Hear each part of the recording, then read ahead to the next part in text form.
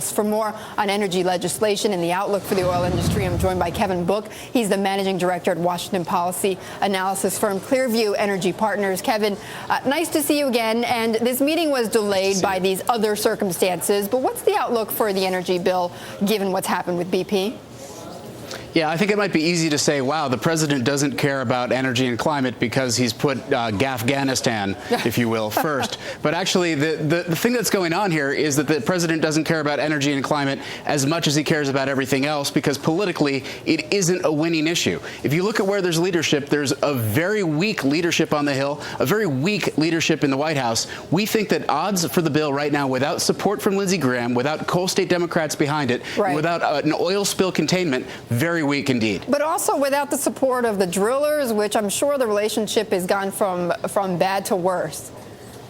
Absolutely. The big part of the Kerry Lieberman bill, the core of the compromise, was really opening up new areas to exploration, finding a way to sort of use profits that you've already earned to pay a carbon price rather than taking the money out of your pocket first.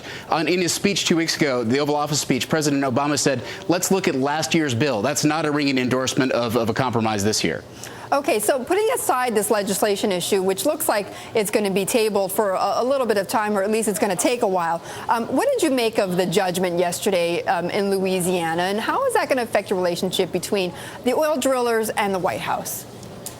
Well, the oil drillers were very careful not to join the suit too soon. Some of them still haven't. And in fact, it was a small services company, Hornbeck, that brought the suit against the MMS. And the reason is you have to be very careful here. This is not a situation where you want to be on anyone's bad side, because you're trying to get back in, not out. Now, what's going on is that the administration has all the cards. So maybe they won a way to get an injunction against the first moratorium, but there will be more. There will be regulations in the way. We have no reason to believe you'll see an early end to that 6-month moratorium.